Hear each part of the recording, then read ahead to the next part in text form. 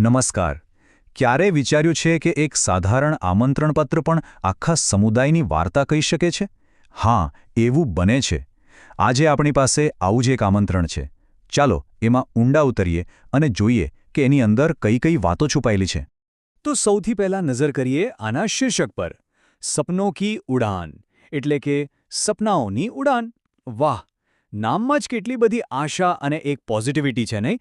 એવું લાગે છે કે જાણે કોઈ ભવિષ્ય માટે મોટા સપના જોવાની વાત કરી રહ્યું હોય. ઓકે, તો સપનાઓની ઉડાન. પણ આ છે શું ખરેખર?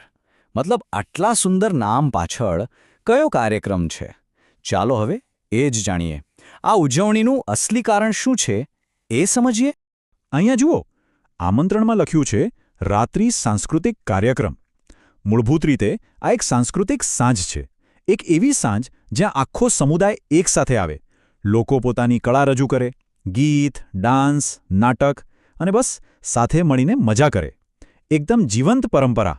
પણ વાત અહીંયા જ પૂરી નથી થતી. આ ખાલી એક સામાન્ય સાંસ્કૃતિક કાર્યક્રમ નથી. હકીકતમાં આ એક કાર્યક્રમની અંદર બે મોટા પ્રસંગોની ઉજવણી થઈ રહી છે. એટલે આ આમંત્રણ વધારે ખાસ બની જાય છે. અને એ બે પ્રસંગો કયા છે?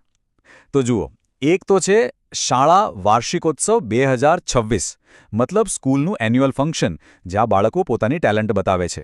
અને બીજું છે શ્રી સ્વામી વિવેકાનંદ જન્મ જયંતિ, એક મહાન વિચારકને યાદ કરવાનો દિવસ.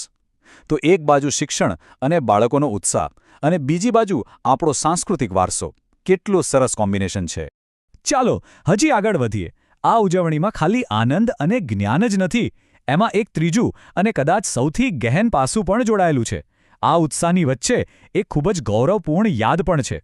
જુઓ, આ કાર્યક્રમનો એક ભાગ છે શહીદવીર શ્રદ્ધાંજલિ અર્પણ કાર્યક્રમ. આ બતાવે છે કે આ સમુદાય માટે મનોરંજન જેટલું જ મહત્વ બલિદાનને યાદ કરવાનું પણ છે. આ એક નાનકડી વાતથી આખી સાંજનું વાતાવરણ જ બદલાઈ જાય છે. એમાં દેશભક્તિ અને સન્માનનો ભાવ ભળી જાય છે. અને આ જ વસ્તુ આ કાર્યક્રમને ખરેખર ઊંડાણ આપે છે. તો સવાલ એ થાય કે આ બધું, મતલબ એન્યુઅલ ફંક્શન, સ્વામી વિવેકાનંદ જયંતિ અને શહીદોને શ્રદ્ધાંજલિ, આ બધી વસ્તુઓને એકસાથે કોણ લાવી રહ્યું છે? કોણ છે આ આયોજન પાછળ?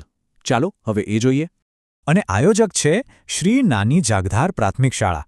આના પરથી એક વાત એકદમ સાફ થઈ જાય છે કે ગામડાઓમાં શાળા ખાલી ભણવાની જગ્યા નથી હોતી.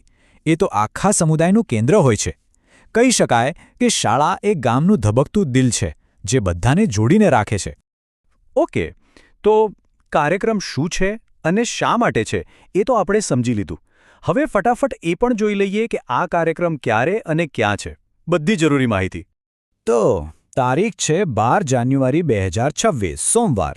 સમય છે રાત્રે બરાબર 8 વાગ્યાનો. અને જગ્યા તો એ જ છે જ્યાં આખો કાર્યક્રમ ઘડાયો છે, શ્રી નાની જાગધાર પ્રાથમિક શાળા, જે ભાવનગર જિલ્લાના મહુવા તાલુકામાં આવેલી છે. તો આ બધા પરથી આપણે શું સમજ્યા? કે આ ખાલી એક આમંત્રણ નથી. આ તો એક કાર્યક્રમમાં ઘણી બધી વસ્તુઓનું મિશ્રણ છે. એમાં સ્થાનિક ટેલેન્ટની ઉજવણી છે, રાષ્ટ્રીય વારસાનું ગૌરવ છે, બલિદાનનું સ્મરણ છે, અને આ બધું એક શાળાના કેન્દ્રમાં રાખીને થઈ રહ્યું છે. ખરેખર આ એક સમુદાયની ભાવનાનો જીવતો જાગતો પુરાવો છે. અને આ બધી વાત આપણને એક સવાલ પાસે લાવીને ઊભી રાખે છે. ક્યારે વિચાર્યું છે કે આપણે જે તહેવારો કે કાર્યક્રમો ઉજવીએ છીએ એ આપણા સમાજ વિશે, આપણા મૂલ્યો વિશે શું બતાવે છે? આપણે શું ઉજવીએ છીએ એ જ આપણી સાચી ઓળખ છે, ખરું ને? આના પર જરૂર વિચાર કરજો.